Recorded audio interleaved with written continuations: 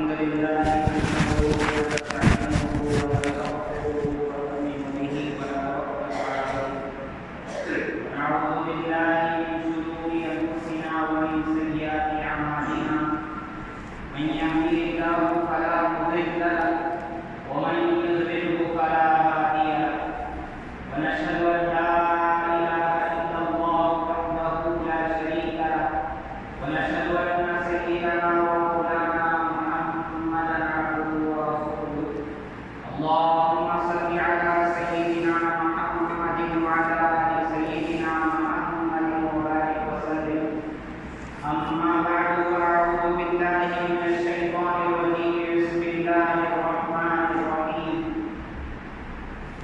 للرجال نصيب مما ترك الوالدان والأقربون وللنساء نصيب مما ترك الوالدان والأقربون مما قل منه أو كثر نصيبا مفروضا وقال تبارك وتعالى وصية من الله وقال تبارك وتعالى فريضة من الله وقال تبارك وتعالى تلك حدود الله صدق الله العظيم وصدق رسوله النبي الكريم ونحن على ذلك من الشاهدين والشاكرين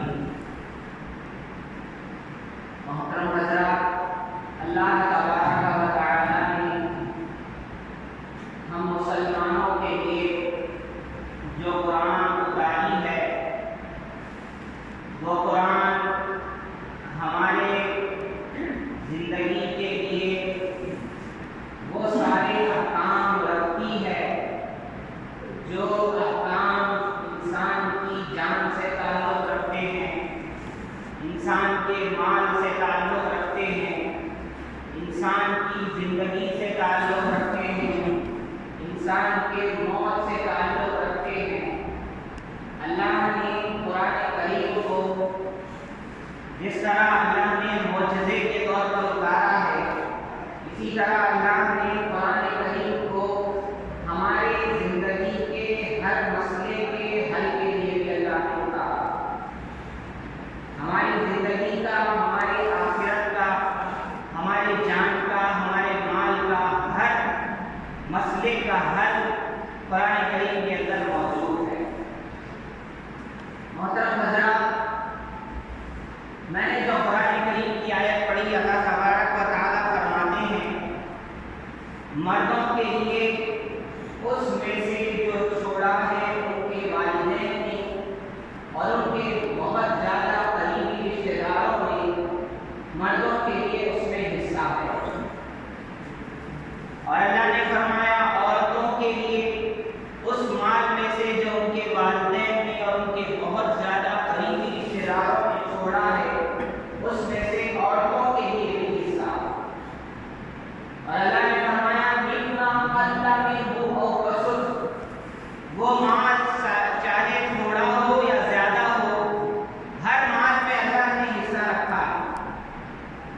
اور نصیبا مفروضا، اللہ نے فرمایا یہ جو مال ہے، یہ جو حصہ اللہ نے طے کیا ہے وہ قطعی ہے، یعنی اس کو ماننا بھی یقینی ہے، اس پر عمل کرنا بھی یقینی ہے۔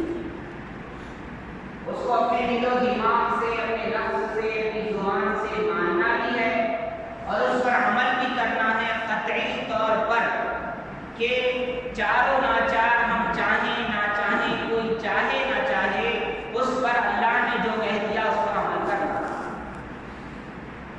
میں آپ کو بتاؤں، جب تک اللہ تبارک و تعالیٰ نے وراثت، یعنی جو انسان مرتا ہے، مسلمان جو چیزیں چھوڑ کر کے جاتا ہے، اس میں سے اس کا حصہ کیا ہے، اللہ نے جب تک یہ احکام نازل نہیں فرمائے تھے تو اس وقت تک بات یہ تھی کہ اللہ نے مسلمانوں سے یہ کہا تھا کہ تمہارے پاس جب تمہاری موت کا وقت آ جائے تو تم کیا کیا کرو، تم یہ کیا کرو کہ اپنے والدین کے لیے، اپنے قریبی رشتے داروں کے لیے یہ چیزیں متعین کر دیا کرو کہ میرے مال میں سے ان کو اتنا دیا جائے، ان کو اتنا دیا جائے، ان کو اتنا دیا جائے۔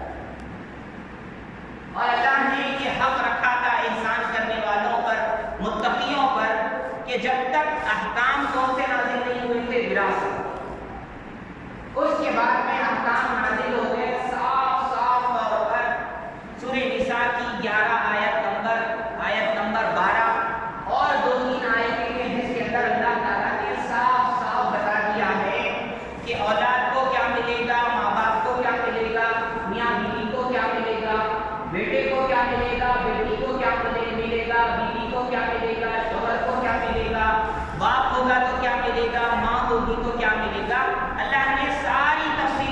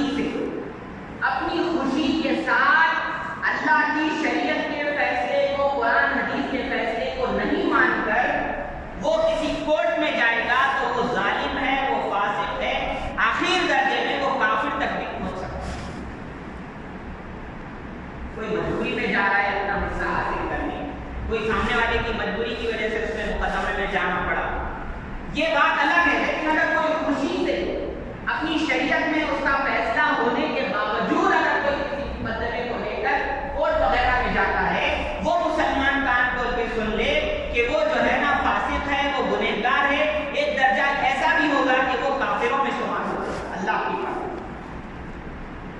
اور آج ہمارے معاشرے کے اندر صحیح تقسیم نہیں ہونے کی وجہ سے ہمارے بزرگ فرما رہے تھے ہمارے استاد، آج جو ہے نا ان وکیلوں کی، پہلوانوں کی، پولیس والوں کی اور لیڈروں کی عید ہو رہی ہے. وہ پیسہ ہمارے مسلمانوں کا ہے، لیکن وہ کورٹ میں جانے کی وجہ سے، وہ مقدمات کے چلنے کی وجہ سے، وہ ایک دوسرے سے لڑنے کی وجہ سے وہ پیسہ کہاں جا رہا ہے؟ وہ وکیلوں کے پاس، وہ پولیس والوں کے پاس، وہ لیڈروں کے پاس، وہ پہلوانوں کے پاس وہ جو پیسہ جا رہا ہے ان کی عید ہو رہی ہے. اور ہم یہ بات سمجھ لیں کہ بہت سی مرتبہ ایسا ہوتا ہے کہ مرد کی وجہ سے مرد جو ہے نا جو طاقتور ہوتا ہے وہ قبضہ کرتے ہیں. کبھی ایسا بھی ہے سنائی دیتا ہے یا باتوں میں آتا ہے یا خبروں میں آتا ہے یا بہت سی جگہ معلومات ہوتا ہے کہ کچھ عورتوں نے بھی قبضہ کر لیا. کچھ کیا ہے، بہت ہے وہ. ایسا ہوتا تھا عرب کے اندر کہ مال جو تقسیم کرنے کی باری آتی تھی کسی آدمی کے مرنے کے بعد، تو یہ دیکھا جاتا تھا کہ مردوں کو حصہ دینا ہے بس، عورتوں کو نہیں دیا جائے گا. مردوں میں بھی ان کو دیا جائے گا جو طاقتور ہیں، جو جوان ہیں، جو بالغ ہیں، جو لڑنے کے قابل ہیں.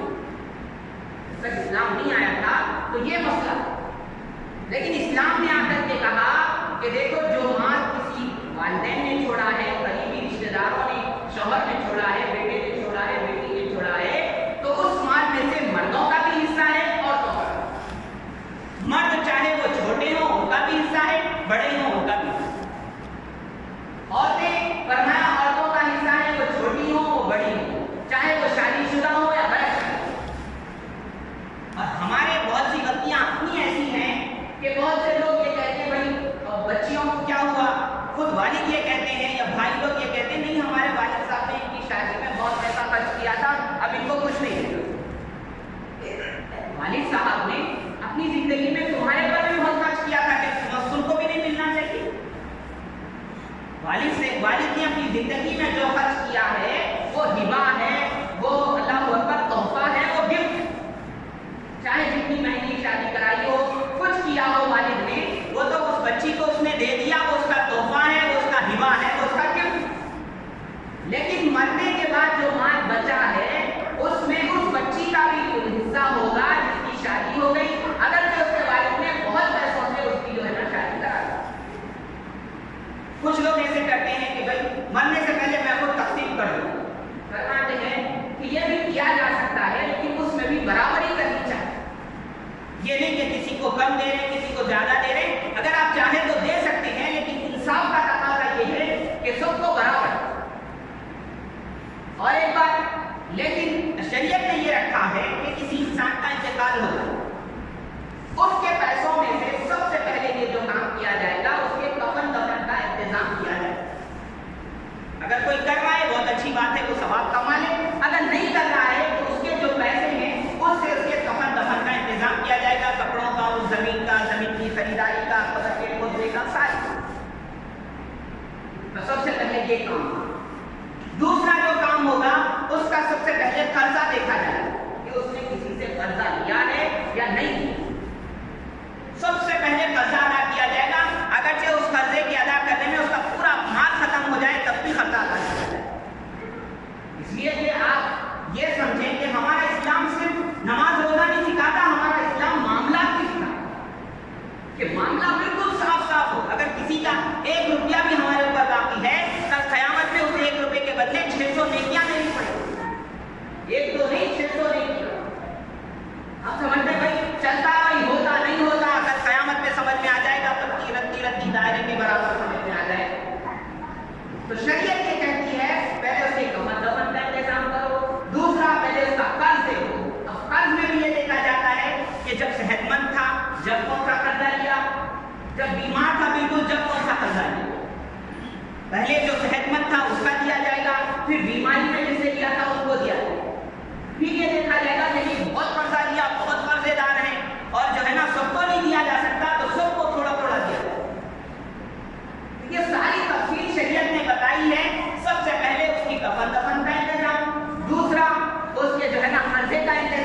تیسرا شریعت نے اس کو یہ حق دیا ہے کہ وہ مرتے وقت یہ کہہ سکتا ہے کہ میرے مال کا تہائی حصہ فلاں کو دے دو. جیسے کوئی بیٹا ہے, اس کا انتقال ہو گیا, اس کے بچے موجود ہیں, کوئی رشتے داروں میں یتیم موجود ہے جس کو ملنے والا نہیں ہے حصہ, تو یہ مرنے والے کو حق اللہ نے دیا ہے کہ اپنے مال میں سے 1/3 مال, یعنی 9 لاکھ روپے اگر اس کے ہیں تو 3 لاکھ روپے مال کے اندر یہ وصیت کر سکتا ہے کہ یہ 3 لاکھ فلاں فلاں کو دیجیے. اور شریعت اس کو مانتی ہے اور اس کو سراہتی ہے اور اس کی تعریف کرتی ہے کہ ایسا کر سکتے ہیں. رہی بات اس سے زیادہ کا کرنا, آپ کے پاس 9 لاکھ مال ہے, آپ 3 لاکھ سے زیادہ کی وصیت کر رہے ہیں, یا آپ کوئی وارث جس کو ملنے والا ہے, باپ ہے, بیٹا ہے, بیوی ہے, شوہر ہے, اللہ اکبر, اولاد ہے, بیٹا بیٹی ہے, ان کو ملنے والا ہے, آپ اپنی طرف سے دے رہے ہیں, شریعت یہ کہتی اجازت نہیں, ان کے لیے اللہ نے حصہ رکھا ہے, آپ کو رکھنے کی کوئی ضرورت نہیں, آپ کو الگ سے دینے کی کوئی ضرورت نہیں ہے, تب موت کے. تو سب سے پہلے یہ 3 کام کیے جاتے ہیں, کفن دفن, دوسرا قرض, تیسرا وصیت. اللہ کے نبی صلی اللہ علیہ وسلم ایک صحابی کے پاس آئے, سعد بن وقاص رضی اللہ عنہ. فتح مکہ کا موقع تھا یا حجۃ الوداع کا موقع, یہ بیمار تھے, آپ صلی اللہ علیہ وسلم کے پاس آئے, آپ صلی اللہ علیہ وسلم نے ان سے باتیں کی, تو انہوں نے کہا اللہ کے نبی صلی اللہ علیہ وسلم میں یہ چاہتا ہوں کہ میں پورا مال وصیت کرتے جاؤں کہ اللہ کے راستے میں میرا پورا مال دے دیا. حضور نے فرمایا تمہیں اجازت نہیں ہے. انہوں نے کہا حضور میں یہ چاہتا ہوں کہ میرا آدھا مال اللہ کے راستے میں جو ہے نا وصیت کر دیا جائے, وقف کر دیا جائے, غریبوں میں بانٹ دیا جائے. حضور نے فرمایا اس کی بھی اجازت. انہوں نے کہا حضور میں یہ چاہتا ہوں کہ تہائی مال, میرے مال میں کا تیسرا حصہ, یعنی میرے مال کو 3 حصے کیا جائے, اس میں کا 1 حصہ اللہ کے راستے میں وقف کر دیا. حضور نے فرمایا یہ کر سکتے ہو, اس کی اجازت. اور حضور نے فرمایا دیکھو تم جاتے وقت اپنی اولاد کو ایسا چھوڑتے جاؤ کہ وہ جو ہے نا اللہ اکبر خوشحال ہو, پیسے والے ہوں, وہ اچھی حالت میں ہوں, یہ بہتر ہے اس حال میں چھوڑ کے جانے سے کہ تمہارے جانے کے بعد یہ اولاد بھیک مانگے. اللہ کے نبی صلی اللہ علیہ وسلم نے فرمایا ایسی حال میں چھوڑ کے جاؤ کہ یہ بھیک مانگنے پر مجبور نہ ہو. تو آپ اور میں یہ جانیں, یہ دیکھیں. اور بہت سی مرتبہ ہمارے علماء یہ کہتے ہیں کہ جب انسان کا انتقال ہوتا ہے تو جب لوگ کچھ چاہتے ہیں کہ بھائی تقسیم ہو جائے, لیکن کچھ لوگ کہتے ہیں بھائی ایسا کیا تم لوگوں کو پڑی ہوئی ہے, پیسوں کا کیا پڑے ہوا ہے, درجے کا کیا پڑے ہوا ہے, یہ آدمی کا انتقال ہو گیا تم کو تقسیم کی پڑی تھی. اللہ کے بندو یہ شریعت کا حکم ہے, فرمایا تم تقسیم نہیں کرو گے, اس کے بعد میں کیا ہوگا, بھائیوں بہنوں میں, رشتے داروں میں جو ہے نا جھگڑے ہوں گے, شکوک و شبہات ہوں گے, فلاں مسکان کی لڑائیاں ہوں گی, کوٹوں تک مسئلے چلیں. اور ہمارے مسئلے یہ چل رہے ہیں, ہماری کوٹوں میں جا کے دیکھو ان سے زیادہ ہمارے مسئلے وہاں موجود, حالانکہ ہمارا حساب, ہمارا نظام سب موجود ہے. اور ایسا ہے فرما بہت کم ایسے لوگ ہوں گے کہ جن کے کسی رشتے دار نے ان کا مال قبضہ نہ کیا. ہمارے نانی کے بارے میں آتا ہے کہ 100 ایکڑ زمین تھی, فرمایا ان کے خاندان والوں نے قبضہ کر لیا. میرے خالو کو بتا رہے تھے کہ ان کے والد صاحب کے 200 ایکڑ زمین تھی, فرمایا ان کے بھائی بندوں نے یعنی ان کے چاچاؤں نے, ان کے خاندان والوں نے وہ قبضہ کر لیا. ارے آج تم نے یہ قبضہ کر لیا, کل تم اللہ سے بچ جاؤ گے. ایک والی زمین اگر کسی کی قبضہ کریں گے, 7 زمین کا توق بنا کے گردن میں ڈالا جائے. اور مسئلوں کے حد تک رکھو, اپنے جذبات کو, اپنے احساسات کو, اپنے پیار محبت کو اپنی جگہ. انتقال ہو, فرمایا اس وقت میں لوگوں کے دل نرم ہوتے, سب اللہ سے ڈرتے ہیں, فرمایا جب کا جب حساب ہوگا صحیح حساب ہو جائے. اور شریعت میں سب محفوظ ہے, ہر جگہ آپ کو عالم مفتی مل جائیں گے, آپ کو بتا دیں گے بھائی کیسا تقسیم کرنا. اور اللہ نے فرمایا کہ تم نہیں جانتے کون تمہیں زیادہ نفع پہنچائے گا, کون نفع نہیں پہنچائے. اللہ نے سب کا حصہ متعین کر دیا ہے, وہ ساری تفصیل موجود ہے. بس بتانا یہ ہے کہ وراثت یہ اتنی ضروری چیز ہے. حضور نے فرمایا سب سے پہلے اس کا علم اٹھا لیا جائے. حضور نے فرمایا کل قیامت کے دن سب سے بڑا جو فیصلہ ہوگا, سب سے پہلا مقدمہ ہوگا, یہ میراث اور وراثت کے معاملے میں ہوگا. قرآن کی آیت یہ کہتی ہے چھوٹی چیز ہو بڑی چیز ہو, کوئی مرا ہو, مرد مرا ہو, عورت مری ہو, اس کے ساری چیزوں کا جو ہے نا فیصلہ کرنا ہے, تقسیم کرنا ہے. ایک گھڑی بھی اگر کسی آدمی نے چھوڑ کے گیا ہے, اس کے سارے جو رشتے دار حق والے بنتے ہیں, اس کے اندر ان کا حصہ ہے. اب آپ بولیں گے وہ سب ایک گھڑی کسوں کو دیں گے, فرمایا وہ گھڑی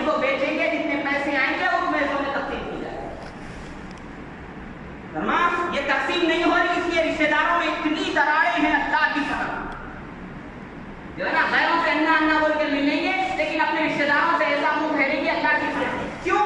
انہوں نے ان کا حق جو ہے نا ان کا حق مارا، کسی نے مارا ہے، کسی کا حق مارا گیا. اللہ کے نبی صلی اللہ علیہ وسلم نے فرمایا دیکھو اپنے معاملات کی صفائی کر لیا کرو. اللہ کے نبی صلی اللہ علیہ وسلم جب بیمار تھے نا 13 دن، آپ صلی اللہ علیہ وسلم ہر نماز کے بعد آتے ممبر پہ بیٹھتے، آپ صلی اللہ علیہ وسلم فرماتے دیکھو اگر میں نے کسی کو مارا ہے وہ مجھ سے بدلہ لے لے، میں بشر ہوں، میں انسان ہوں، میں نے کسی کو مارا ہے، میں نے کسی کو برا بھلا کہا ہے، وہ مجھ سے بدلہ لے لے. اگر کسی کو میں نے پیسے دینے ہیں وہ سوال کر لے میں دے دوں گا. آپ صلی اللہ علیہ وسلم 5-6 مرتبہ ایسی آپ صلی اللہ علیہ وسلم نے کیا، کئی بار کیا. آپ صلی اللہ علیہ وسلم وہ کر کے یہ کریں، آپ اور میں نہیں کر سکتے معاملات کی صفائی. ارے ان سے زیادہ معاملات کی صفائی والا کون ہوگا قیامت کی صبح تک. لیکن آپ صلی اللہ علیہ وسلم بار بار صحابہ سے کہتے مجھ سے کچھ لینا ہے لے لو، مجھے کچھ دینا ہے تو دینے دو. ایک صحابی ایک مرتبہ اٹھے آپ صلی اللہ علیہ وسلم سے کہنے لگے حضور 3 درہم آپ لیے تھے فلاں آدمی کو دینے کے لیے، آپ نے مجھے نہیں دیے.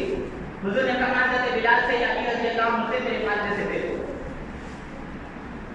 فرمایا معاملات کی صفائی کر کے جانا ہے، انسان کو نہیں معلوم کب موت آ جائے. اللہ کے نبی صلی اللہ علیہ وسلم نے فرمایا کسی کا قرض دینا ہے، کسی کی امانت دینا ہے تو 2 رات ایسی نہ گزری کہ جن کے تم لکھ کر کے نہ رکھو وصیت. تم مر جاؤ گے وہ مال کہاں پڑے رہے گا، وہ حصے والا کو کیا ہوگا. کسی کی امانت رکھی ہوئی ہے، کسی کا قرض رکھا ہوا ہے، آپ لکھ کے نہیں جائیں گے، بتا کے نہیں جائیں گے تو اس کو قرض ملے گا اور موت کا کوئی بھروسہ نہیں. اللہ کے نبی صلی اللہ علیہ وسلم قرآن تو یہ کہتا ہے اپنے گھر میں ہو تب بھی وصیت لکھو، سفر میں ہو تب بھی وصیت لکھو، ہر چیز کی حساب رکھو. فرمان لکھنا اچھا ہوتا ہے، اس سے لڑائی جھگڑے کی نوبت نہیں آتی. ہم دیکھتے ہیں اپنے بڑوں کو چھوٹی چھوٹی چیز بھی لکھ کے رکھتے ہیں، اس سے کیا ہوتا نہ ان کو نقصان ہوتا نہ کسی کو دینا ہے تو اس کا نقصان. ہم جو ہے نہیں میں بہت ہوشیار ہوں، میں 1.5 ہوشیار ہوں، کچھ لکھ کے نہیں رکھتے، خود برباد دوسروں کو برباد کرتے جاتے. اللہ کے نبی صلی اللہ علیہ وسلم کے زمانے میں کیا ہوا؟ فرمایا ایک مسلمان تھا بدیل نام کے مسلمان، وہ تجارت کی غرض سے شام کو گئے. فرمایا ان کے ساتھ 2 نصرانی تھے، جو 2 عیسائی جو کرسچن تھے، ایک کا نام تھا تمیم، ایک کا نام تھا عدی، جو ابھی تک مسلمان نہیں ہوئے. شام کے سفر کو گئے، یہ لوگ جا رہے تھے اور بہت دور تک جب چلے گئے تھے تو ان کا انتقال کا وقت آیا. جو مسلمان تھے بدیل جن کا نام تھا بدیل، ان کے انتقال کا وقت آیا. انہوں نے کیا کیا اپنا پورا سامان اور ایک فہرست لکھی پورے میرے سامانوں کو، لکھ کر کے وہ فہرست سامانوں کے اندر چھپا دی.